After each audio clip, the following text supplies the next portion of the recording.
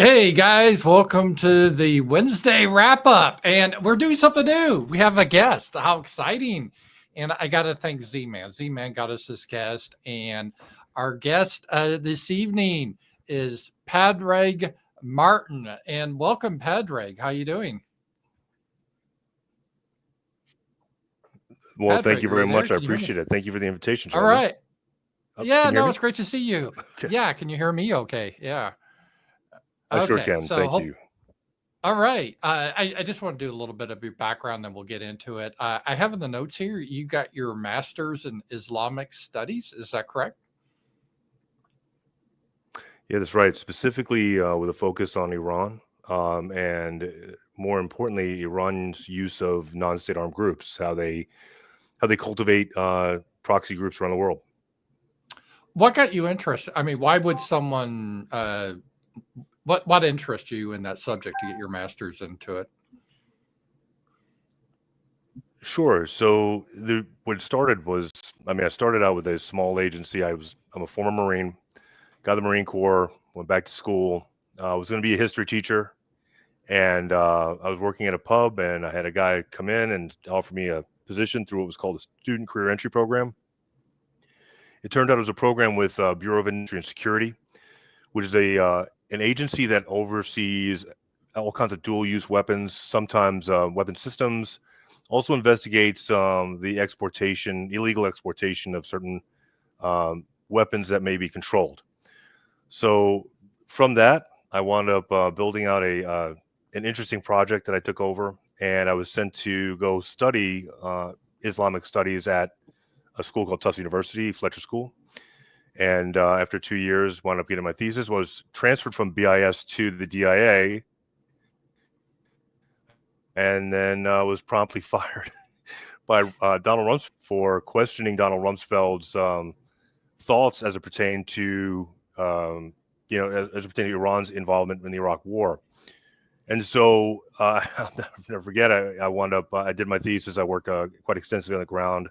I happened to be in Ramallah when Hamas was inaugurated into power.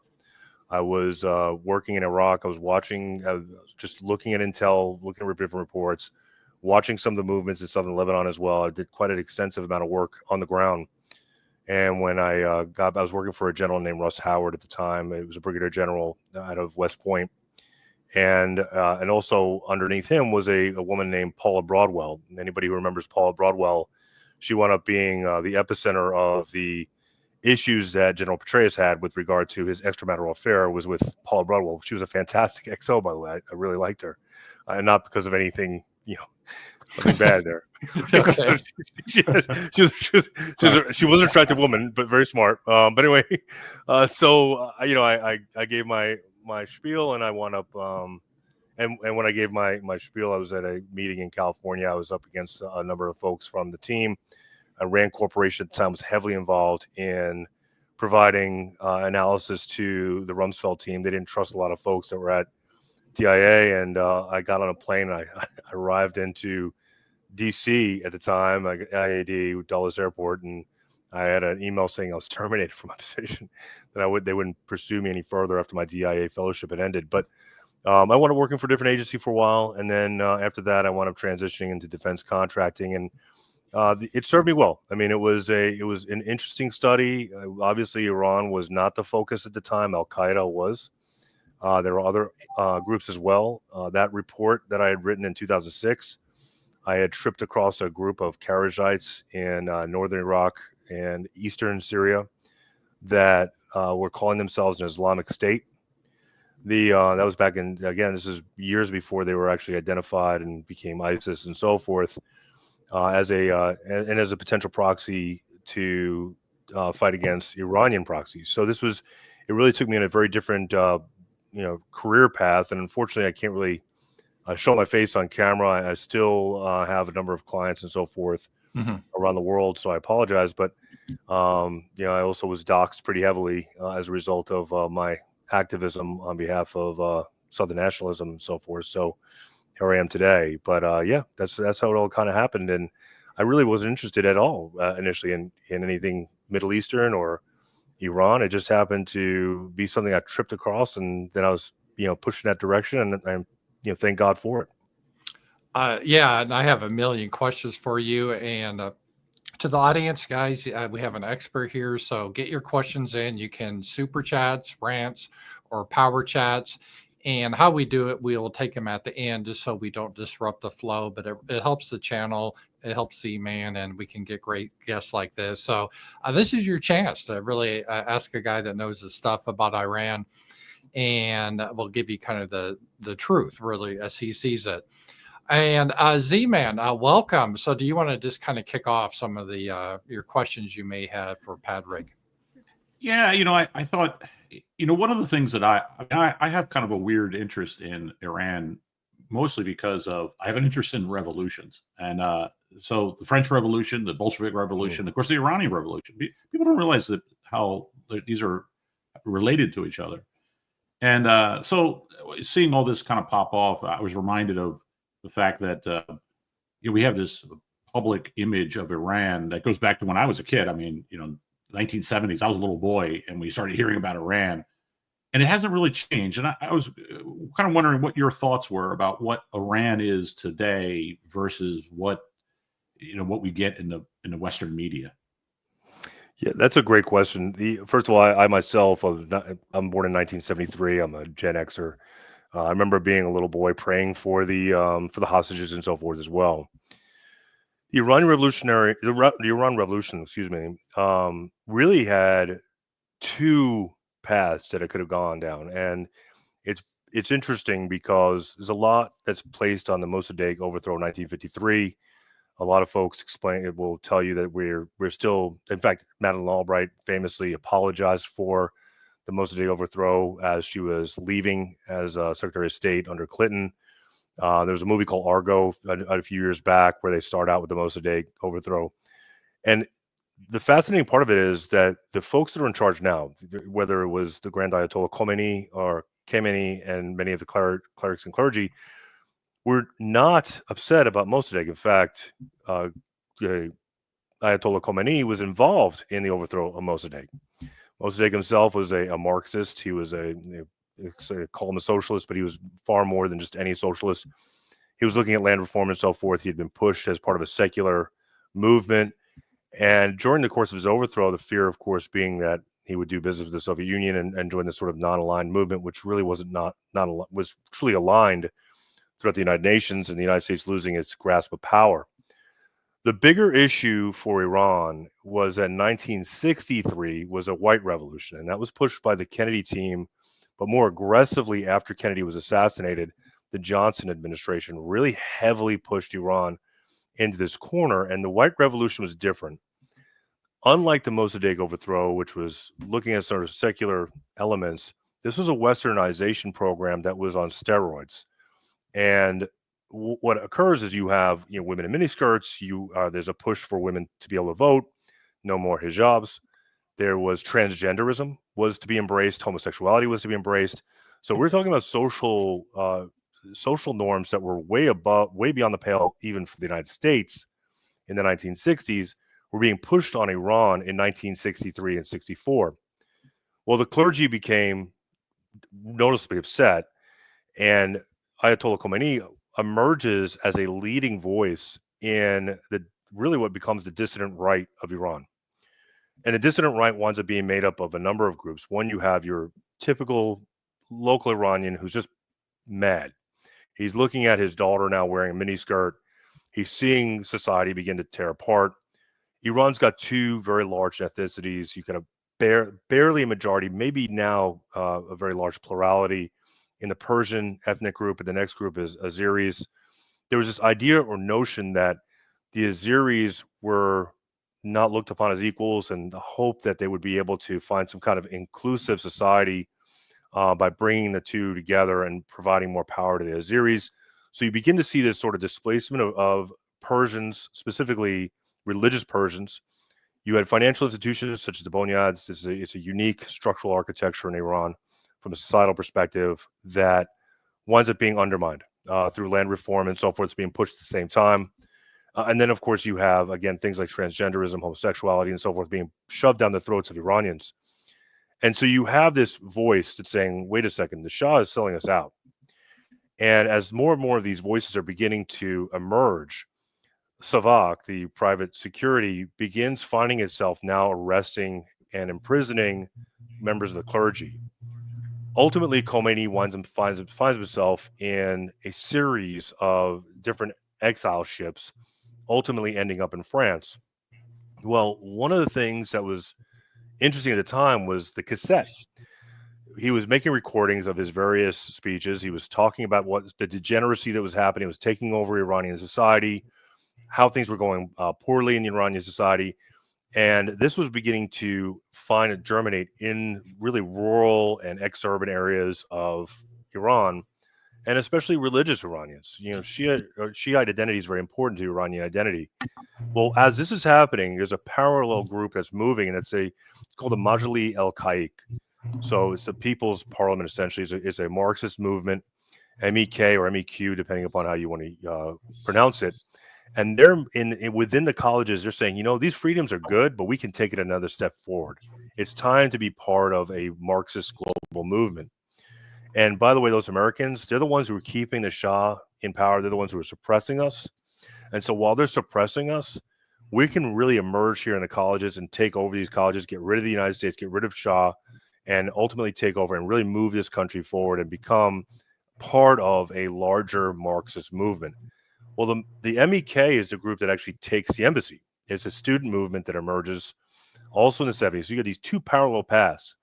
And the interesting thing was that the Shah, especially somewhat under Ford, but especially under the Carter administration, was being pushed to go after the dissident right. So they were really being heavily pushed to go after these religious individuals within the country. So Savak was really targeting these folks and completely ignoring these left-wing radicals that were growing and becoming more and more violent in certain college campuses. They were beginning to target religious institutions. They were beginning to get more and more aggressive in their overall protesting. Ultimately, the Shah finds himself going for medical treatment, and as he's out, all hell breaks loose. We wound up giving him the United States, of course, allows him to come in as a refugee status from his own country, a government ship in exile. And it's really bedlam. You've got one group of socialists who are emerging and becoming more powerful. You have another group that are religious right-wingers who are getting more angry about what had happened, especially at these folks, by the way. And they had been tied down by Savak. They've been tied down by folks. There was a number of folks from Mossad who were in Iran helping Savak target the Iranian religious clerical leadership and imprisoning them, torturing them, making sure that this dissident right movement didn't gain traction. Meanwhile, Khomeini is continuing to spread his messages via cassette tape, of all things, a number of speeches and so forth that are going around. He's in France at this time. And through all the chaos that is occurring, he comes back to Iran. And when he comes back to Iran, he allows the hostage crisis to continue, mostly because he begins consolidating his power.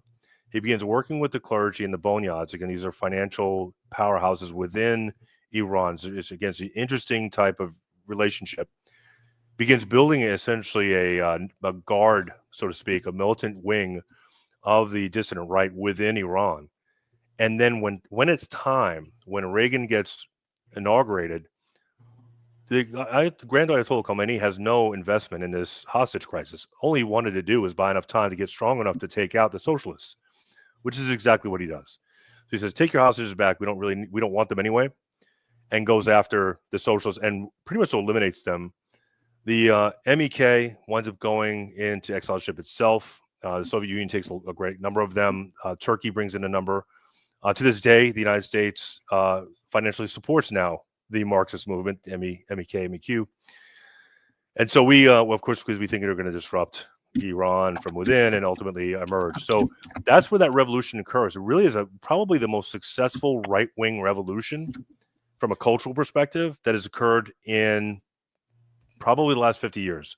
I can't think of anything that was really that powerful of a right-wing movement that withstood really secret police, torture, imprisonment, and then emerged and ultimately took over the country.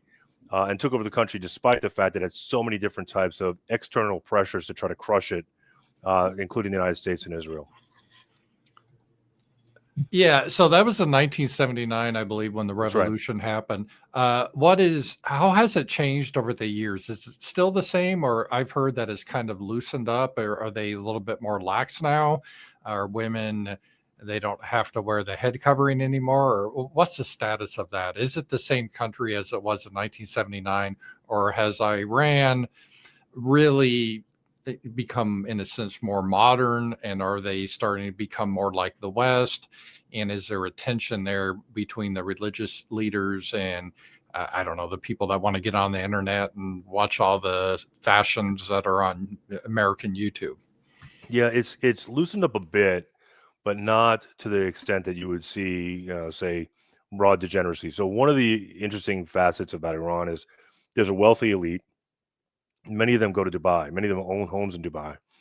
Well, Dubai is about as Western as you're going to get in the Middle East. It's kind of, when you drive through it, it reminds you of Vegas in many ways, but an even cleaner version of it in sort of this area. And there's a lot of Iranians there, and a lot of these Iranian women will come off the plane and immediately they'll drop the external garb, they'll drop the headscarf, and they'll start partying up like rock stars. In Tehran, there's still, which of course is the most urban and obviously the largest city in Iran, there are some sort of liberalized areas that do exist. You do have some Westerners that will visit. I mean, obviously, the United States is, we don't operate in a bubble. We do have other countries such as Germany and France where these folks will go to Iran and visit and take a look at the sites and tours. And so you are seeing somewhat of a loosening, but not too much. It's where you see this beginning to sort of, there's Western society, Western influences that happen. A lot of satellite dish television comes in many homes. So you'll have Iranians who watch Western television. They'll see Western shows and so forth. But for the most part, the top of the political hierarchy, and even at the very local level, there is a leash, if you want to, if you will, that says, okay, we'll let you kind of relax here a little bit, but only so much. And there are sometimes a blind eye to certain things. Some folks don't want to impress. Depends on where they are within Tehran or any other major urban area. But you get to like a city like Qom, and it's incredibly conservative. So it really depends upon where you are in Iran. There's another area as well. That's another interesting part of it is that the Azeris are a large migrant community that goes back and forth between Azerbaijan and Iran, as well as a large sector of Armenians who come into Iran as well. Armenian Christians, and so they have a little bit different rules that apply to them as opposed to Iranian Shiites, and so they get to live by slightly different rules. They have different interaction with the Iranian public, so you have this sort of slight loosening, but again, that leash is there. One more question, then I'll turn over to Z-Man. One of the things that I've heard from their mainstream media or normie type people is, well, we have to fight Iran because they've been sponsoring terrorism and they've been attacking Americans, and they chant death to America and they hate America. And if they get a nuclear bomb, they will try to set it off in America. And there's these sleeper cells that we have to worry about. How much of that is true? I know, I believe, and you're the expert, obviously, but I think there's, they supposedly fund like Hezbollah and other groups like that are against Israel. But how much of a hatred does Iran really have for the United States versus, well, they don't like what Israel's doing, and we are a sponsor of Israel. And if we didn't sponsor Israel, let's say if we were just neutral, would they still hate us because of our freedoms or whatever the neocons would say? Yeah. So first of all, regarding the chant of death to America, death to Israel, I've got 7 kids, and if every time I went ham on one of my kids saying, "Dad, I hate you," and whatever, I'd be killing them all the time. I mean, there have been days when I felt that way. But still, as I said, you can't base a foreign policy on a chant. Yeah, 100% right. Yes, I mean, the idea that this chant is like, it's just, come on, guys. I mean, so the chant being the chant, really this is about the sponsorship of Israel, and when you think about it from the Iranian perspective, Israel has been at the epicenter of many of the suppressive movements of Shia Islam. And the weird thing about it is you've got you have a large, obviously Iran is very complex in terms of history and in terms of its social dynamics, but they also have a sort of a complex in that Shiites are outnumbered globally. In the region, they're still outnumbered, albeit to a lesser extent. There's a concern for their security that's permeated Iranian society. It's really permeated Persian society since they got their butts kicked by Alexander the Great, and it's been around for quite some time. So this sort of idea of being the guy that's constantly facing bullies and having to fight back, it really does sort of invest itself in the Iranian identity. So when you have a group like the United States backing Israel, and Israel is constantly undermining Iranian affairs, whether it is the Shiite minority, well, now it's a majority community, plurality in Lebanon, or if it winds up being the Palestinian cause, which again, to the Iranians are looking at this. I mean, Hamas is a Sunni group, but they support them in part because they disrupt Israel, but they also support them because they feel for the little guys. They feel for Palestinians. They actually have a genuine interest in the Palestinians. So when you look at this as a whole, from its totality, they see the Israelis as an oppressor, and not only just any kind of oppressor, but they look at them as sort of these interlopers. They've supplanted the region. They don't have any natural right to this state of Israel. And here's the United States, of course, as sort of the big weapon behind them, that Israel would not be so ballsy, so to speak, if it wasn't for the United States backing them up, as we just saw this last week, where we send in stealth bombers to blow up Iranian facilities because Israel said they were there. So the idea that they hate our Western freedoms or values, they don't necessarily like it. They certainly are not fans of it. They find it to be degenerate. But, and I mean, that's not too off from myself or many folks in the dissident right in general look at this. But they don't want to kill us because of it. They're not saying death to, say, Germany, which is pretty degenerate. They're not saying death to France. I mean, they're not huge fans of the French, but they're not saying death to, say, the Canary Islands. Let's go blow up the Canary Islands. So that part of it is just really not there. It's mostly because of Israel. It's the support of Israel. If we didn't support Israel, they wouldn't care about us. The other part of it too, when you talk about these sleeper cells, is the Iranian modus operandi is not to attack typically civilian targets as from an asymmetric perspective on the outset, meaning that they wouldn't just blow up, say, a building just to start a war. It wouldn't be, or even if they had an issue with, say, the United States, the sleeper cell is not going to go take out a bridge because we're having some kind of diplomatic or some kind of military strikes are going on. They would be more likely, these so-called sleeper cells, which I doubt that there are as many numbers as they say they are. More likely than not, these are just Iranian criminals that have been let into the country under the Biden administration. But you have, what you have is folks that would attack, say, a military installation or an infrastructure, something along those lines, in a far more sophisticated way than say, a group like Al Qaeda. This is a much more sophisticated operation. General, that's what they would do. They wouldn't come after, say, St. Mary's Catholic School in the middle of Queens. It's just not their way they operate. They talk about how they struck civilian targets in Israel. Well, those civilian targets were largely targets of opportunity redirected as a result of the Patriot missile system, the Iron Dome, and the THAADs that were being used. It wasn't necessarily specifically to target, but more to just disrupt and destroy.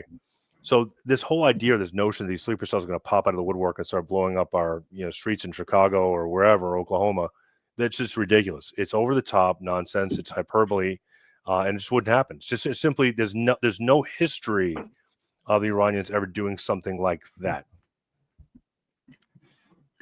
Well, that really brings up a good question.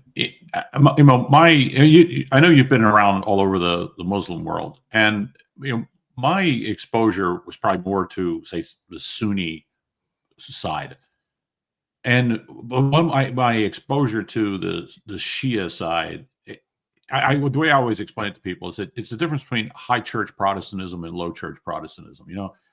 A Sunni imam can, he's no different than the guy who found Jesus at a motel somewhere and decided to start a church in an old shopping center. A lot of them are barely literate, but that's not the way it is with Shia Islam. It's a very educated and almost legalistic approach to religion.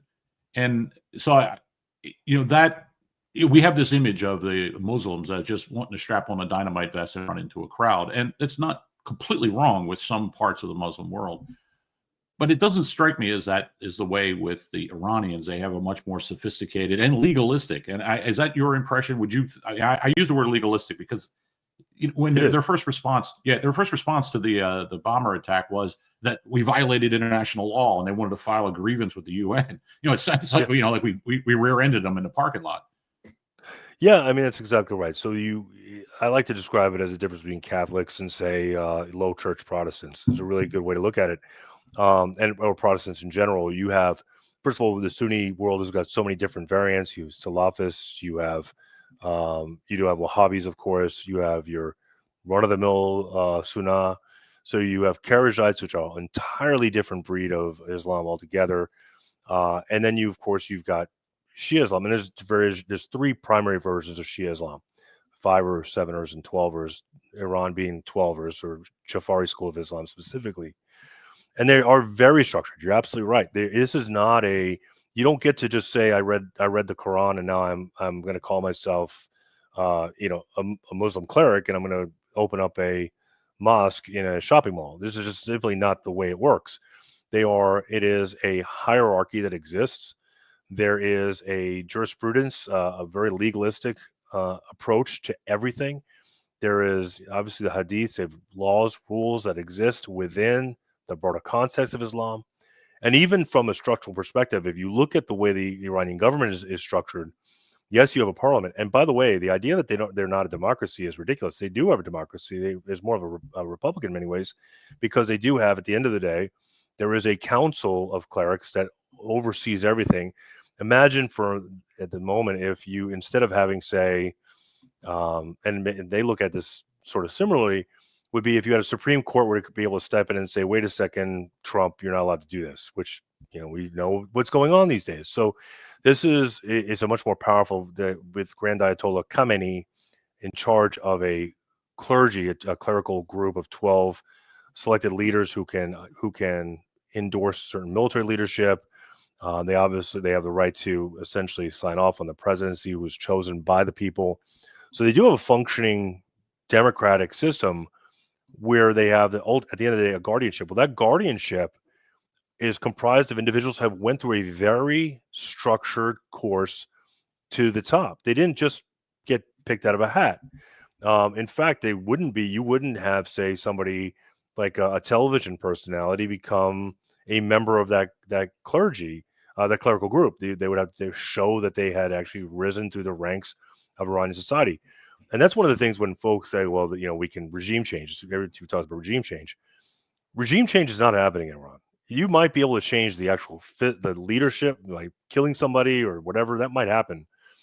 But at the end of the day, the structure of Iran is much like a beehive, and has been that way going back to the Persian days. You have the Basiji, which is sort of a kind of a National Guard militia type, really religiously inspired group, roughly about 10 million members throughout the country, with some levels of military training, kind of a mixture between the Minutemen and, say, the National Guard. Is kind of maybe some, something along those lines. You have the Bonyads, who are financial. These are sort of a charitable organizations that hold sway over certain areas. They have financial interests that are global, but they are very much honed in on their localities. You have certain leadership, family dynamics that exist for thousands of years, that exist within certain zones, communities that have never changed. And then you go into the hierarchy of, and on top of this, you then have a clerical class as well within this structure. So this is all interwoven. This is not something that would be easy to break. This is not, say, the three-part Iraq where you've got Sunnis not liking Marsh Arab Shiites in the south and Kurds. This is not that. This is a much more structured and hierarchy that is really based, as you said, in a legalistic way, very, very structured way. Go ahead.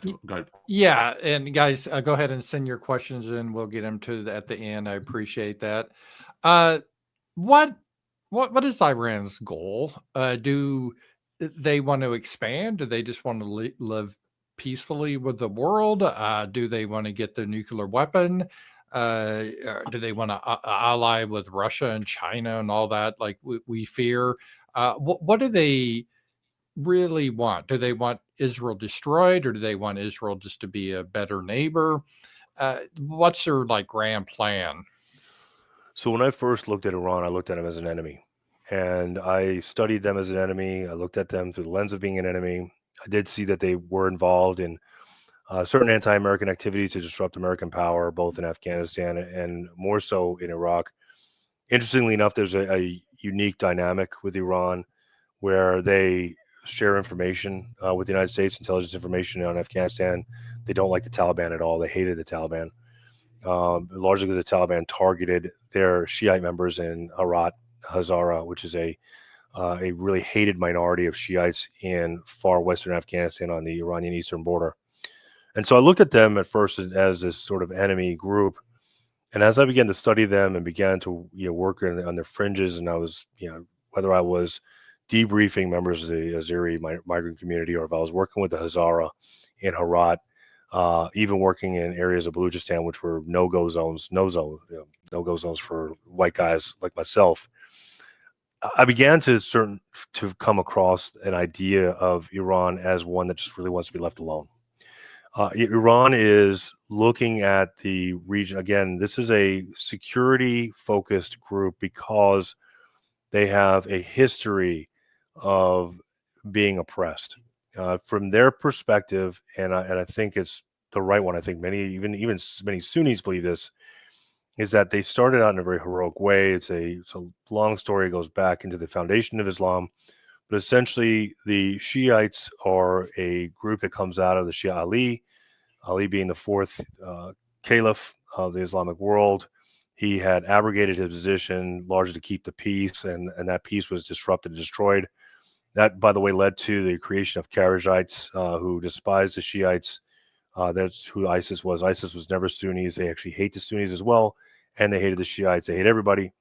So with Iran, on the other hand, it was unique because they look at things as they would like to expand the world from an Islamic perspective, in that for more of a conversion type perspective. They're looking for more converts to Islam. But at the same time, they have a much more nuanced approach. This is not, say, Wahhabis who say, okay, either convert or die. This is a different group. This is a group where the Iranians actually have constitutional protections for Jews, constitutional protections for Christians and Zoroastrians as well. If you are a monotheist, you are protected by Iranian law. They actually have Christian seats in parliament designed specifically for Christian minorities, so they have a voice in parliament that can be heard. So this is a very different. All this bad guy stuff you hear on, say, Fox News simply isn't there. They want to be left alone. They want a security situation. They'd like to see their fellow Shiites thrive. So, for instance, the Yazidi community that creates the Houthis down in Yemen, or if you look at, say, again, Hezbollah, which is a Sevener Ismaili Shiites that are in Lebanon and parts of Syria. Alawites are kind of an interesting hybrid. They're looking to protect those folks, and they would like to see the world become Islamic, but they're not looking to force the world to become Islamic. It's a unique belief because they believe in the sanctification of Jesus Christ and in the Virgin Mary, that Jesus will lead folks at the very end to embrace, if you're a true Christian, if you believe in Christ, that you will ultimately embrace Islam at the end, when the end time comes, that Jesus will implore you to accept the Prophet Muhammad, and of course the 12th Imam, who is occultated and created essentially what we now is a very unique version of Islam. So this they're not here to go and, say, sweep into Washington D.C. and like a Mongol horde and begin chopping the heads off of people in D.C. Although I kind of cheer for that. Oh, that's too bad. That's too bad. I might help them out there. But, oh, please, FBI, don't listen to that one. But anyway, but on a serious note, this is not who they are. And this idea that I've gotten the idea that they are. This is like they were bullied as a kid. They're now a bigger kid. They're now able to protect themselves. They want to protect other kids like themselves. and they keep running into roadblocks when they do so. This whole idea of them joining some kind of global alliance, this axis of evil. Iran is absolutely not. I mean, I remember when it was Iraq, Saddam Hussein and Ayatollah Khamenei. I was, come on, these guys hate each other. They fought an 8-year war, a bloody 8-year war with each other. They're not part of this axis, let alone at that time Kim Jong Il. So I mean, this is not, this idea, this notion that these bad guys are all there. There's some cooperation, I'm sure, from a security perspective, but the idea that they've got there's some meeting room somewhere. I mean, I mean, they've got like their evil version of Davos, which is what do we call double evil. So I mean, it's just this notion it's just ridiculous. It doesn't make sense. And at the end of the day, I just think I think they just really want to be left alone. I think they're looking for security. The Russians provide them quite a bit of security. The Chinese provide them economic security. And so it winds up being an alliance of convenience. But in all honesty, I really think that if an average American were to meet your average Iranian, I think they would actually have a lot in common, save maybe the difference in faith. Yeah, that's one of the things. I kind of have a bit of a fascination with Iran, I suppose, because 12er Shiism is, in a lot of ways, it's a comprehensive moral philosophy and metaphysics. It's not just the Quran. It's not just a religion. Right. And Khomeini was an educated man. He wrote commentaries on poetry and on Plato and Aristotle. I mean, this was not a guy who was just a fanatic. And that as a result, it's a sophisticated society. Every Persian I've known has been extremely cosmopolitan, I think is really the word that comes to mind. But something you mentioned earlier, and you brought it up just now, but what are your thoughts on this sort of latent distrust that the Iranians have of the Russians? When the Russians and the Iranians were putting together this defense pact or this cooperation deal, Putin had talked about this, and when the war broke out, he said, look, we offered them military assistance to build out their air defense systems, things like that. And the Iranians didn't want it. He said, they're proud people and so forth. But, there's some history there. And the fact that the Russians backed MEK, do you think that still lingers with the current Iranian regime, even though the Soviet Union's gone and, everything's different? It does. Well, the Iranians have a long history, and as a result, with a long history comes a long memory. And the Russians as a whole are this large behemoth that exists to their northern border. At the time, if you're looking at this from a Persian perspective, you're surrounded by the Arabs who are somewhat hemmed in thanks to the Zagros Mountains. But otherwise, the Arabs are immediately to your west. So just kind of vision this for a moment. Imagine if the United States was landlocked in some extent, maybe if the Gulf of Mexico is really our only out, just put it that way. You've got to the immediate west of Iran is Iraq and Arab states in general that have both religious and genetic reasons, ethnic reasons not to like Iran or Persia in the past. If you look to its east, Iran's east, they've got Afghanistan. They have a Hazara community that isn't very large. But once you get past that, you're dealing with Pashtuns, you're dealing with Uzbeks. Afghanistan, where I worked a lot, has 12 different ethnicities within the confines of 12 different languages that are spoken within the confines of Afghanistan, and all of them don't like each other. Baluchistan is the southern portion, it's the further southwestern portion of Pakistan, southeast to the Iranians. They literally tried to assassinate Ahmadinejad maybe about 10 years ago or so.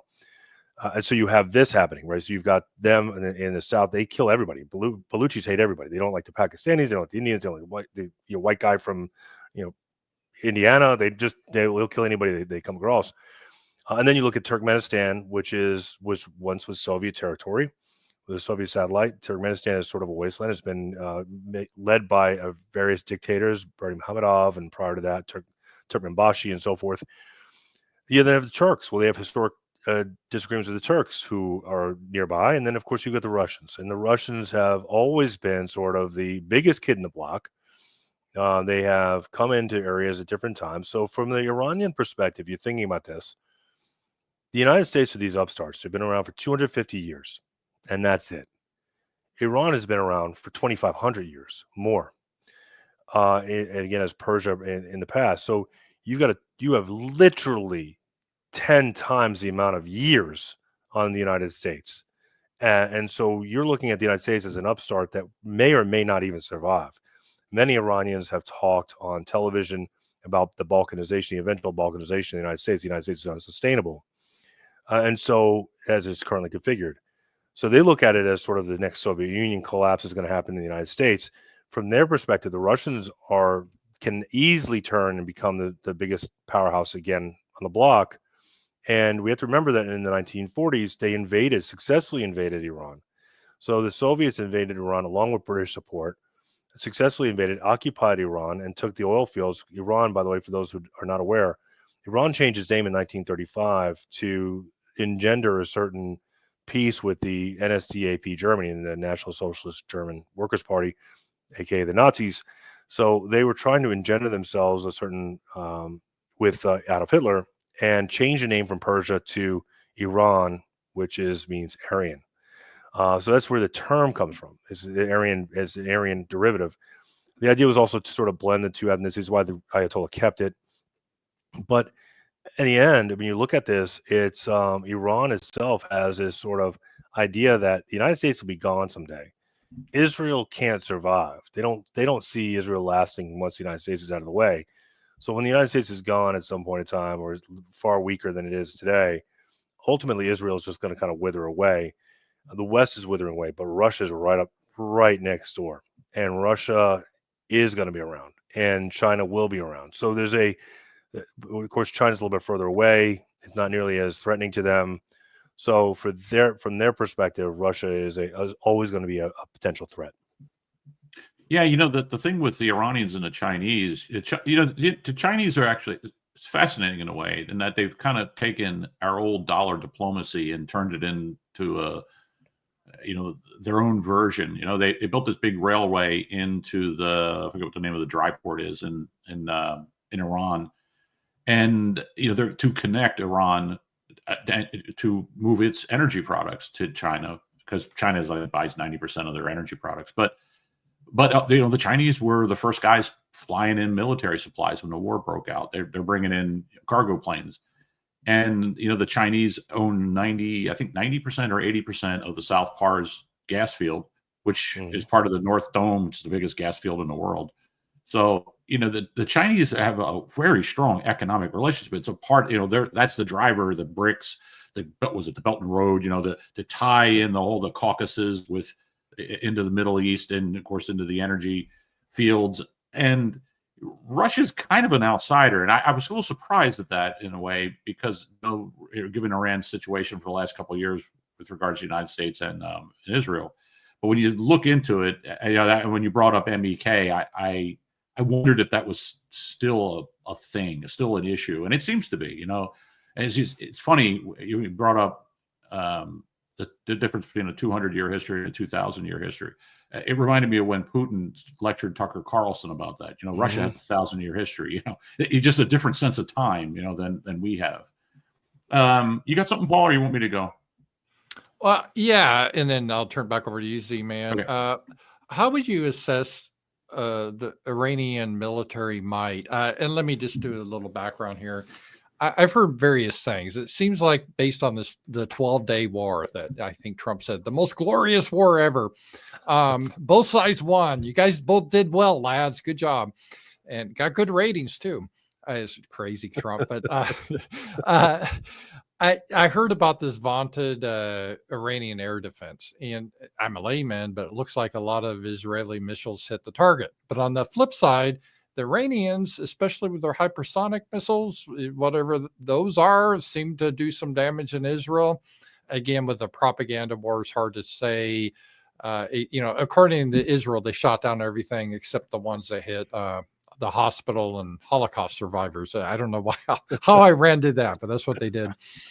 So, and then there's been this whole thing like, well, what if they destroy an aircraft carrier and all this type of stuff? And And they seem to be advanced in drone technology. And early in the Ukrainian war, I think they helped Russia a little bit with this. So I think in a lot of ways they're sophisticated, but in other ways, I don't know, are they really a major power, or are we overestimating them or underestimating them? Or how would you see them from a military perspective?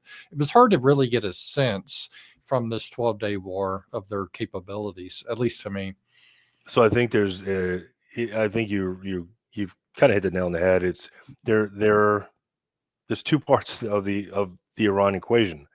The one part is that yes, there's a certain level of sophistication certainly exists, and I personally believe that the ceasefire was called by Israel. I think Netanyahu wanted a ceasefire badly, and the reason they were running out of missiles, right? Anti-defense missiles. The interceptors. That's exactly right. There's a couple of reasons why, structurally speaking, rare earth. The United States has self-imposed moratorium on rare earth element cultivation, so we don't mine for it the way we should, etc. We've been heavily dependent upon China and imports out of Africa, where we have no leverage whatsoever. So you have this. They have that now. Of course, the Chinese have a sort of a boycott against the United States with regard to the exportation of rare earth elements. Which makes sense. A, they don't want us to continue to arm ourselves, but B, we're also we're in the middle of a trade war, so they have that going on. So we don't mine our own rare earth elements, which are the largest in the world, by the way, largest deposits in the world, and the Chinese are not giving us any.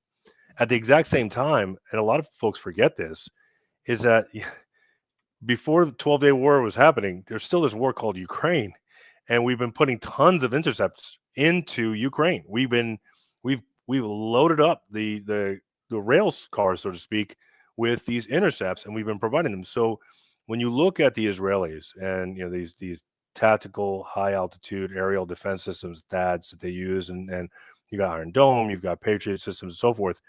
These are all slightly older. It seems to me that when I was watching this was that the Iranians, whom we know have somewhere close to around 3,000 to 4,000 hypersonic missiles, those are pretty. Those aren't generous estimates. Those are probably conservative estimates regarding what they've been able to load up over the years. Is that they were just sort of prodding and testing the Israeli defenses and seeing where they were, and they were starting to hit certain spots. Now, it's interesting you talk about China because the Belt and Roads Initiative, the kind of this new Silk Road idea. In 2019, the United States finished the completion of a naval base in Haifa, and it was about to take possession of that naval base in December 2019 when Benjamin Netanyahu told them, "Don't do that, hold off, wait till 2020." Trump agreed to do that, and then in February 2020, Netanyahu invited the Chinese military, the Chinese plan, the People's Liberation Army Navy, into the naval base that was built for the Americans to take it over in Haifa, and they've been there since. So you have a Chinese naval facility in Haifa that appears to have been providing some signals intelligence services to the Israelis at the same time that they're giving missiles to the Iranians. So I found that to be quite fascinating. So whether they are very advanced or so forth, I do think that they have more advanced weaponry than they used. I think they were just kind of probing and seeing where the weaknesses were. I think if they had continued any longer, there just simply isn't a production capacity to keep this up. And I do think that's one of the reasons why, looking at this from a pure realpolitik view lens, maybe the reason why Trump bombed when he did was to come in, lay the hammer down a couple times, and say, "Come to the table or else." And that was more to give cover to Israel to then embrace a ceasefire while they have to lick their wounds and figure out a way to replace these intercepts, which, by the way, are not cheap and they're hard to build, and the rare earth elements are simply not there. So you have this a really tenuous situation right now. Another thing too to remember is that Gaza, which is about maybe the size of Manhattan Island, is still not completely taken yet. The Israelis have been involved in this war for almost 2 years, and it's not like they've been going soft on the civilian population in any stretch of the imagination. They've been pretty hard on them. So it's not like they're being very careful and protected. Hamas was still sending messages out of Gaza. Something is not going right with regard to that Gaza initiative. So there's always a potential there are additional rockets that happen to be there in Gaza, certainly potentially in West Bank. And then, of course, you have right now, Hezbollah has its hands tied a bit in the northern portions near the Syrian border because they are trying to protect Shia communities and Christian communities, by the way, from attacks of the new Syrian government. So I think the Iranians have that sophistication. Now, one thing about Iran is that there's two primary military elements. There's the Artesh, the conventional military, and then you have the Iranian Revolutionary Guard Corps. Everybody talks about the IRGC. They don't really talk about the Artesh. The Artesh had some questionable allegiances over the years, but they've hammered that out, and they've become pretty sophisticated in their own right. They are, again, a much more. They've been around. They date themselves back to the original Persian armies of that preceded Jesus Christ. So you have two groups there, and the Artesh was never really involved in this particular operation. They're sort of on a standby type role, and I wouldn't be surprised if the reason that the Chinese were flying military armaments, and it was probably to give something to the Artesh, and more likely to those were anti-ship missiles to take out any kind of U.S. Navy incursion should it arise. The Chinese are known to have the most advanced anti-ship ballistic missile systems in the world, and the United States stopped ballistic defense, anti-ship ballistic defense systems in 2015. The money just went cold, and has not been replenished since. So it's an interesting dynamic to be in for sure. I do think, though, they're a little more sophisticated than what we saw. One follow-up question, and I'll turn it to Z-Man. I guess a big question, in your opinion, were they actively developing a nuclear bomb? I know they've enriched a lot of uranium to a level that's a little suspicious, but then I heard that they said they had no interest in that. And there's this big debate now that's got Trump very angry. He said we obliterated their facilities. And there was a secret Pentagon, I think, report leaked that said otherwise, that we just set them back a little. So I guess, in your opinion, are they looking to get a nuclear bomb? And what's your gut feel? Did we significantly push them back with a bombing raid, or was that just for show? For show. And there's a few things with regard to this. First of all, Iran has its own intelligence networks. It's quite sophisticated in its own right. The Israelis had a 12-day campaign going on here. There's a tit-for-tat attacks and so forth as well. If the Iranians had kept any kind of missile system in place at all, any kind of missile development or any kind of nuclear development program at all, they certainly wouldn't just keep it stagnant and sitting in one location. Now, granted, you can't really move uranium processing and plutonium processing facilities. You do hard water facilities and so forth. But you look at, for instance, the facility in Arak, A-R-A-K, was not touched at all, probably because of the potential for damage to water supplies and regional allies. But so there are other facilities that are operating. We've hit 3, and we hit 3 facilities of about a dozen throughout Iran. So that's number one. Whether or not this whole military strike, I do think a lot of it was for show. 2, would they want nukes? I don't think they were actively looking for a nuclear weapon at this time. I think really they are looking. They do have an energy crisis. In fact, going into this attack, there was a major trucker strike in Iran, a huge trucker strike in Iran over fuel costs. So the Iranians are looking. They are looking for some form of additional sustainable type of power source in general. There's brownouts throughout the country. There are parts of the country that still use human waste as energy sources. So this is not exactly, folks think Tehran and only Tehran, and because they have so much oil, it must be easy for them to power their country. But that's not necessarily true. I do think that they probably want a nuke now. I mean, if I was looking at them, I'd say, boy, it'd be pretty handy to be in North Korea's position. I've actually said this before, is that I would want to be in Kim Jong-un's shoes at this stage because, hey, I can fire missiles over Japan, and what are you going to do about it? Or South Korea or what have you. So if you're Iran and the only nuclear power in the region right now is Israel, and Israel hates you and just attacks you out of the willy-nilly, well, it'll be a whole different calculus if they actually had a nuke. So if I'm Pakistan, if I'm Russia, if I'm one of these other countries region, I look at what the Israelis just did and what the United States just did, I'm going to say, hey, Iran, you want a nuke? Because I'm looking at it from my own perspective and saying the more of folks that have a nuke that can actually hold back these folks, the better for me, because I don't want to be targeted. Right now, North Korea also has big brother China right behind it. So the United States is never going to attack North Korea. North Korea can do whatever it wants. Iran, it really doesn't have Russia, as we just talked about a moment ago, But boy, it would be pretty hard for somebody to attack Iran if, say, Pakistan was allied with it, and from a nuclear pact, no less. This would definitely change the overall conversation. So I don't think they were developing one. And a lot of folks don't understand, it's such an expensive process. I mean, in order for you to actually maintain a nuclear arsenal, you better have one hell of a GDP capable of supporting it in general. And then you better have the payload capacity to be able to fire it. The Shahab missile systems that they have, the furthest they can go empty is to London. They can actually strike London. That's the furthest the Shahab 6 was about that.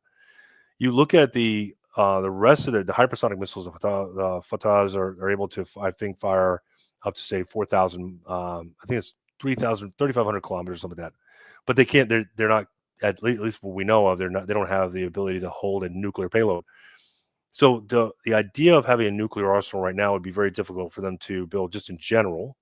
So I don't think they were building it for that purpose. I'm sure they would want to have one, though, now, because they wouldn't be struck if they had one. And I'm sure that right now there's some regional allies going, if you'd like one, we'll give you one, to make sure this doesn't happen to you again and doesn't happen to us in the future. So I think we opened up a can of worms that we should not have opened up. The Israelis stepped into it in this one. And again, their facilities themselves, 3 facilities, mostly in the center of the country where there's no real major supply of cooling water sources. Doesn't sound like a whole lot of damage was done to their overall program. They've got 12 additional facilities that are continuing operating, and none of which were struck. Yeah, just one as far as their energy problems, they just signed a deal with the Russians to build 8 nuclear power plants over like the next 10 years. I mean, and the Russians are building one right now. So, it's a weird thing. Iran is an exporter of energy, but it has an energy crisis. It's a very, very kind of an odd thing. They have an excess of things that they don't need and a shortage of things they do need. But and also, I don't know if you've ever read I had to read it in English. I don't read Farsi, but the fatwa against having a nuclear weapon. It really is a fascinating document because it's not, it's not a geopolitical document. It's not a policy statement. It's a philosophical argument against having, it's like a contemplation about whether or not it's appropriate for an Islamic country to have a nuclear weapon. It really is a fascinating thing to read. And that's the current religious position on having a nuclear weapon, is that they're opposed to it for religious grounds. But my last question here is that I've done business with a lot of Arabs in my life. I've had a lot of dealings with Arabs, and it's a strange sort of rhythm to them. They have levels of trust, and if you're a complete outsider, they don't really have a reason to keep their word with you or to to do right by you just for the point of doing right, like we would in the West. In the West we do right by strangers simply because it's who we are. It's part of our identity. But as you get to know them and you can do business with them and you can have relations with them, there's a certain, in my view, a certain rhythm to their life. And it seems to me that this sneak attack that the Iranians know that we were a part of deeply violates that understanding in the Arab world. What's your view on that? Did Trump really damage our overall ability to deal with the Arab world in general by going on with that? I don't know necessarily the Arab world in general. The United States as a whole is, again, still looked upon as Israel's main benefactor. It's so the rest of the world knows that we are never going to take a just approach to the rest of the Arab world, the Muslim world.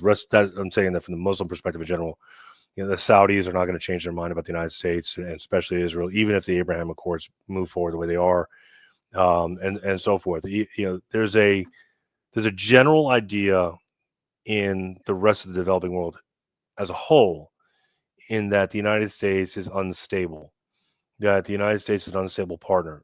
If you think about this for a moment, if I signed an agreement with Putin's Russia in 2003, it still holds in 2025 because Putin hasn't gone anywhere. I mean, you had the Medvedev period of time, but that was just a constitutional quirk that he leapt over by putting his guy in there. So you had some level of stability there. I can count on the fact that as long as Putin's alive, that agreement's alive, and most likely it'll stay alive even after he's gone. There'll be somebody else like him. The Chinese are the same way. The United States, on the other hand, I remember when the Iranians had this nuclear deal, John Kerry and Obama and everybody else was, they were kind of pushing us forward. And I was talking to Iranians in Dubai, and I said, you better get the Senate to approve that treaty or it's worthless. The next president comes in, they could just toss it out. They don't need to abide by any kind of treaty that's not approved by the Senate. That's what the Constitution writes. It's as written. So if the Senate doesn't approve, and of course there's no Senate in this pro-Zionist American government, regardless of who's in charge of it, is ever going to approve a treaty with Iran. It's just not going to happen. There's no political will to do it. It just wouldn't happen. So, but that said, this is part of the problem, is that we are so unstable. So with Trump, they're probably, for the Iranian perspective, I'm sure there's a part of them that feels duped. That feels like, wait a second, you were talking to us about peace. I would not want to be in Steve Witkoff's position right now, trying to regain the trust of the Iranians. So I would look at that as saying, okay, unless Steve Witkoff came out and said, listen, Trump is going to strike you on this Saturday, at this particular hour, midnight or whatever. So beware. He's going to hit these spots, but don't worry about it. We're just going to blow the doors off and keep on flying. Unless he said that, it's going to be pretty hard to be Steve Witkoff's position, because how do you regain that trust? And like you said, it's a different level of communication. The Israelis, they don't trust the Israelis already. They know not to trust the Israelis. But for the Americans, there was at least the belief that the Americans were, if the Americans are talking to the Iranians, at least there's a belief that they're coming in some level of good faith. Whether or not they come to an agreement, whether or not they feel that they're being given the runaround, that's a whole other conversation. But at a minimum, they would take those conversations at face value. And now how do you do that? You can't. All right. And guys, if you have some questions, get them in. We're going to go to the questions here soon. We have Super Chats, Rants, and Power Chats. If you like this type of shows, please support us. And I guess my last question, then we have a couple of questions here, and we'll see if more come in, is this war going to fire up again? Is Israel going to be satisfied with the current situation? I think they probably won't. And is Trump just tired of it and basically said, we won, that's it, we're moving on to other things? Or will this flare up again, the war between Iran and Israel? So I think from the Israeli perspective, no, this is not over. They will find an opportunity to attack again. I can guarantee it. There'll be some kind of flag, whether it's a false flag or some kind of minor issue that they use for an opportunity to attack. For Trump, it's different. And by the way, just so you guys know, the false flag is not just a conspiracy theory. That actually has happened. I think it was called, wasn't the Lavon affair or something like that? Yes. So I mean, that's not even disputed. That's not like tinfoil type stuff. That is literally, I forget the details, but they were in Egypt pretending to be Muslims, Israel, and so. Yeah. I mean, it's exactly. So there's a history of Israel involved in these kind of false flags. Even October 7th, which I can get into in greater detail, was not the surprise attack that occurred, but that's beside the point. Where Trump is a little bit different. So the one thing that we know about Trump, if there's nothing else we know about Trump, there's one thing. He loves public adulation. He thrives on it. It's like a battery to him. So when people love him and he's getting cheered, boy, he gets fired up. When he gets pushback, Trump will, especially from conservative influencers, Trump will back down. Mm-hmm. And we saw that with the red flag laws. If anybody remembers what happened after the Parkland shooting, he said, take their guns first. And a bunch of conservative influencers immediately said, what are you, crazy? And they went nuts. And of course, Rick Scott went ahead and did it in Florida anyway. But one of the reasons why I never voted for Rick Scott again. But that said, Trump loves it. So I think Trump was somewhat surprised at the number of conservative influencers that came at him. And this is where Tucker Carlson's been pretty much so steady Eddie with regard to this issue for a while now. Against war. You've got guys like Posobiec, whatever his name is, Posobiec, he was complaining. Laura Witzke was complaining. Joe Rogan, I mean, who essentially gave 3 hours to Trump to go crush Kamala. I mean, these are all folks that have been Marjorie Taylor Greene. Marjorie Taylor Greene, exactly. Yeah. Mm-hmm. So they got so many conservatives. So one of the things I think Trump is so shocked at is he probably had in his ear the Mark Levin types of the world. Randy Fine, who was a recent congressional rep from Florida 6, who was formerly Waltz's seat, now has got a bigger voice than he ever should have. He's just recently entered Congress, but he's got Trump's ear. Trump supported him here. Big Zionist, huge Zionist Jewish fellow.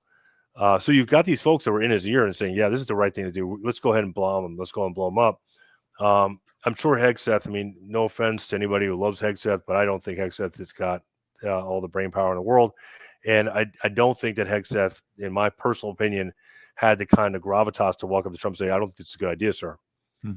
Tulsi Gabbard got her hand smacked as well. So, I mean, and she's a far more serious person, I think, than Hegseth. So if you look at what happened, I think he stepped back and said, oh, whoa, wait a second. They really are. They really don't want to go to war. They don't want to go to war in the Middle East. We can't drum up support here yet. And I bet you there's a good part of the Israelis right now. They're saying, how do we lose this? How did the Americans go so far from where they were in 2001 and 2002, where they were ready to kill everybody in the Middle East and make it glass on our behalf, to now in 2025, not wanting to be involved at all and having half the conservative movement walk away? I think there's probably some really deep conversations happening right now amongst the Knesset and other folks in the Netanyahu circle. Yeah, I can tell you, I got I have a little bird that talks to me every once in a while, and that the little bird said that the White House was very surprised at the overwhelming opposition, and that once it kind of broke through the wall, it changed how people were thinking inside the White House, somewhere halfway through this thing. And you see this time and time again. It's why it's important that people get online and make noise. For the first time in our lives, we have an administration that actually pays attention, good or ill. That's a good thing. I mean, look, this would have been a catastrophe. All the domestic agenda would have collapsed if we ended up being dragged into a war with Iran. All of it would have gone. Immigration, all this stuff would have fallen by the wayside. I'm old enough to remember the Bush years. All of us are. We remember exactly what happened then. So, yeah, I agree. So, okay, we got a couple super chats. If you guys have some more, send them in. We got one from Carl9, $20. Thank you, very generous. Iran only has to make it too expensive for the USA to maintain Israel, especially with all our debt spiraling out of control. Where do you think the Israelis will flee if Israel turns into a dumpster fire the USA? I guess I'm a little cynical. No matter how what financial crisis we have in the United States, they will throw probably old people on the street before they cut off Israel. Maybe I'm being a little cynical, but that's probably the truth of it. I always, Z-Man knows, I always kind of tease Tom Cotton, if you're familiar with him, from my home state. And he is, you wouldn't know it. You would think he's a senator from Israel, but he is from Arkansas. I don't know if he's ever been here, but all he does is focus on Israel. So I doubt that we would ever cut off or reduce funds to Israel. So what do you think about that? And where will the Israelis flee to if Israel... I don't know if Israel will ever go away. What do you think? I mean, they have a nuclear, they're kind of psychotic with their Samson option and everything. So I don't know. Yeah, well, first of all, if they're going to go anywhere, it'd probably be Staten Island. But so they just take over Staten Island and maybe Florida. Long Island. Right. Well, please don't bring them to Florida. They're already enough here. Yeah, I mean, so I like my Florida the way it is. But that said, I mean, I think first of all, Israel is not going anywhere anytime soon. Not in the same state. It might be reduced. It might lose some of its occupied territory at some point in time. I do agree that if Iran were to in 2004, I was the leader of Iran. in a war game. It was when I had worked in this project for a couple of years within the BIS. I just transferred to the university at the time at Tufts, and there was a big war game they host every single year. It's about 300 members of the State Department, the U.S. Department of Defense, and other agencies as well. And I defeated the United States and the rest of the world with myself and about 10 other people, including a couple of West Point cadets were on my team. I had a member of the Treasury, a couple of journalists. I mean, it wasn't anything special. We didn't have and what I did was nothing. That's how I beat the United States. I let the United States continue to get dragged into these conflicts by Israel. And at the time, it was a 2-day event. At the end of the 2-day event, somebody from a particular agency that I ultimately worked for came into the room and said, "Who's running the Iran team?" I said, "I am." And they said, "Keep it up. You're defeating everybody. You're beating everybody. They're not expecting you to do nothing." And that's essentially what I did. I just continued to make it so that oil was too expensive. I continued to make it so that the U.S. bond markets were no longer sustainable. Its debt became too high. And ultimately, I wound up having internal divisions that were so severe over Israel. And I was drumming some of that stuff up using proxies, but nonviolent methods, nonviolent means of proxies. So I would see the United States being in a situation where it could potentially get too costly to continue to run the way it runs. Will they ever back off of supporting Israel? I doubt it. I just think that maybe when and no offense to boomers who may be listening to the show, but I think when the boomer Zionists are gone and the world is run by Gen Xers, millennial veterans, and Gen Zers, I think Israel's probably toast as it pertains to U.S. support. Yeah, and I'm obviously an amateur, but I see the left does not like Israel at all. You see the hysterics that's happening now with looks like going to be the new mayor in New York City, and the right is a real division. And I've talked about it with Z-Man, and it is based a lot on age. The boomer, and this is always there's exceptions. But there's a lot of Christian Zionists, and I'm in the South, and I know you're into Southern stuff. And unfortunately, the whole dispensationalism and the idea that if we bless Israel, God will bless us, and we got to bring Jesus back and all that type of stuff, it really drives a lot of that. But they're starting to die off, and the younger people on the right tend to either be not necessarily opposed to Israel, but I don't know what we should treat them like any other country. In Israel, they respond to that like, "Hey, maybe you shouldn't do what you're doing in Gaza, killing all those civilians." And they're used to responding, "Oh, why are you such a Jew hater? And did you know my family died in Auschwitz?" And they always do that. And I think that's just wearing a little thin now. That's not as effective as it used to be. Do you see that happening? I think people are tired of that a little bit. I do, and I think so. And I'm very familiar with dispensationalism. Again, the Southern household. Yeah. So my area of Florida is still the South. I mean, everywhere south of I-4 is the North, but that's different. I've got a large family in Northwest Georgia that are a lot of them are evangelical Christians, but there's definitely a difference of opinion between the younger generations and the older generations regarding dispensationalist thought. I happen to be a covenantalist. I believe in that Israel is the church, the Christian church. I think the big difference is this. You had, for many boomers, they were raised in churches that had been completely co-opted by Schofield and Darby and these other ideas of dispensationalist theology. And then that was reinforced on television shows like the 700 Club and so forth. So this was their entire religious identity comes from these television, really. I mean, and television, of course, is never going to question the sanctity of Israel, the Jewish Israel, the Jewish state.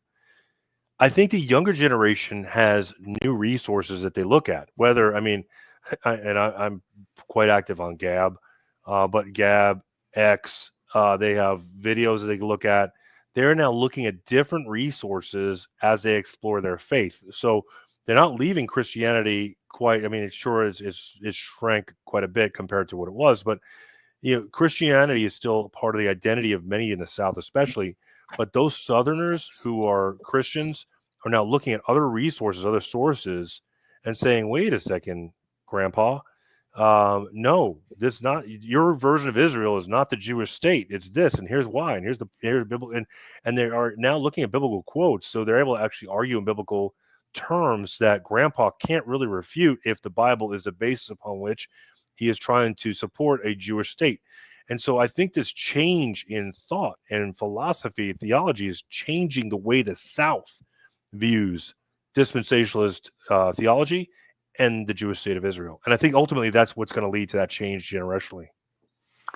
Yeah, you know, the generational issue is hitting the Israelis as well. You know, the days of Israel being dominated by a largely Europeanized, Westernized, Ashkenazi class, that's fading away. You know, the future belongs to those who show up, and they didn't have kids. And now you have the Mizratis that are the most powerful demographic. And, you know, I mean, it's the old curse of the curse of the eighth decade. You know, the 80th anniversary of Israel's coming up, and they have a lot of internal problems. You talk to people who are, talk to any Israelis, and they'll tell you that a lot of them think this war was really just, and the Gaza war is just a way to kind of keep it all together until people figure out how to keep it together in a peaceful way. You know, as long as war is going on, all these dissenting voices can't come forward. And so I think probably before we have the will to cut them off, the Israelis will have their own internal problems, and they'll be less of a problem for us. We got another super chat, $20. Carl 9, thank you. Rhodesia's demise was hastened by the revolutionary Iran's refusal to keep sending oil to the country.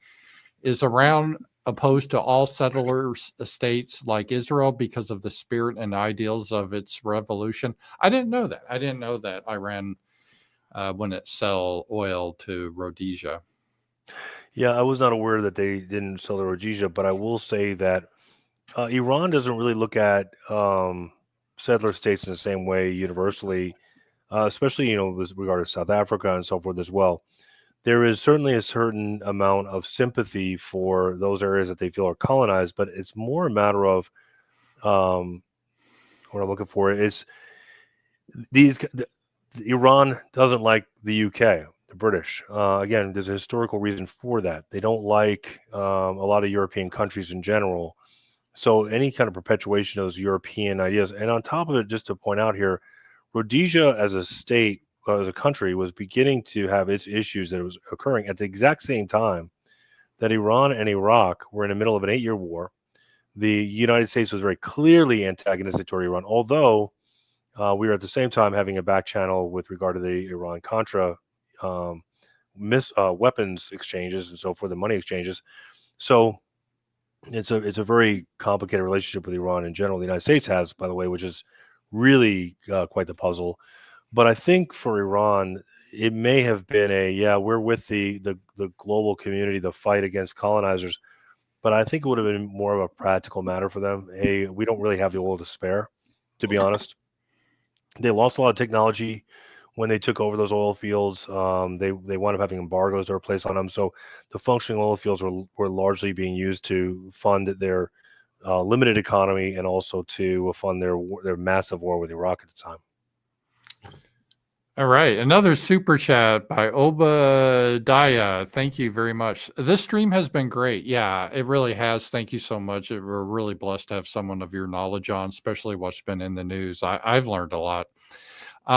Is the guest familiar with Kermit Roosevelt Jr. and Operation Ajax? He also did a report called The Arab Position on Palestine in 1948 regarding his current concerns with Zionism.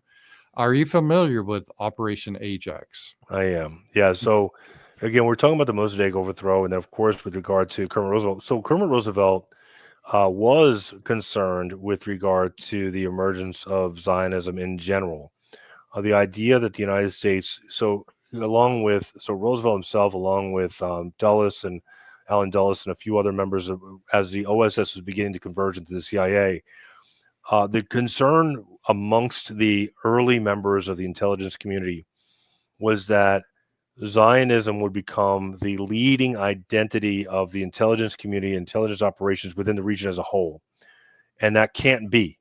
The idea was there instead, let's look at this as just from a pure practical perspective, we are now entering into a Cold War. Mhm. We have the Soviet Union that's there.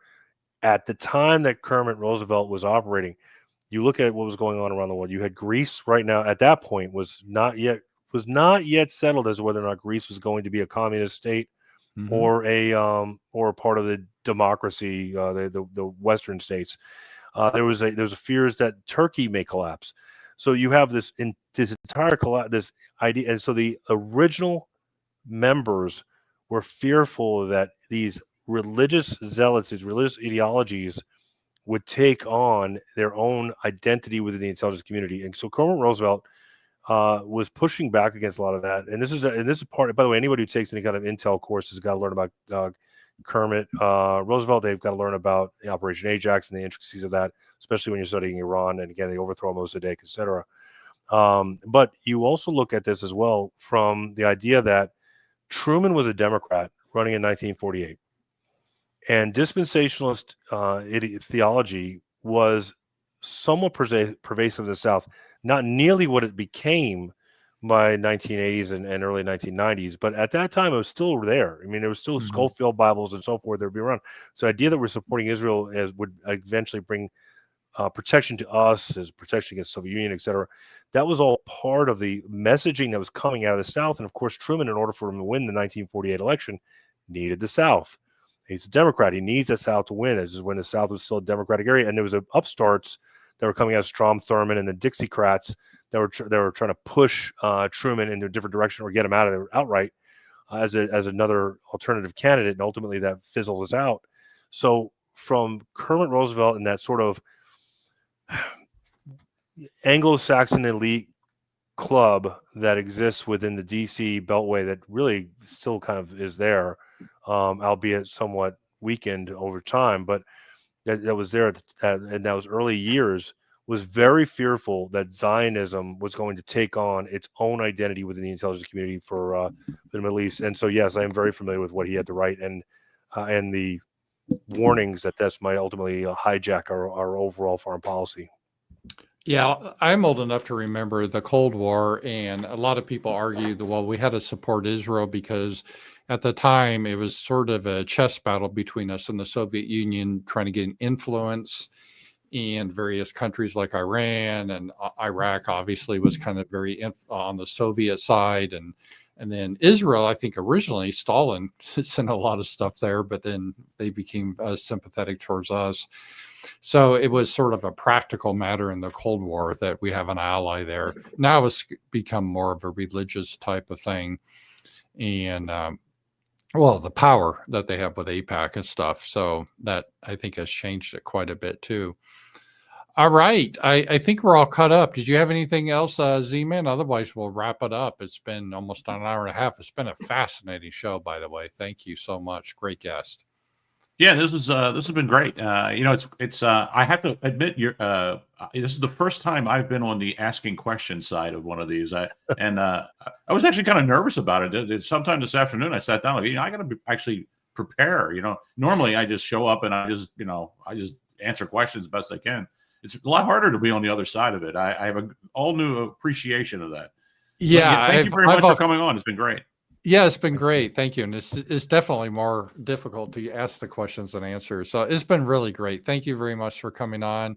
And thank you guys for supporting us. We'll be back next Wednesday. And I hope you guys enjoyed it. Be sure to share this with people. This is a great broadcast to get people up to speed on really what's going on with Iran and the current situation. So thanks a lot, guys. And we'll talk to you guys later. Bye-bye. Gentlemen, thank you very much. Have a great night.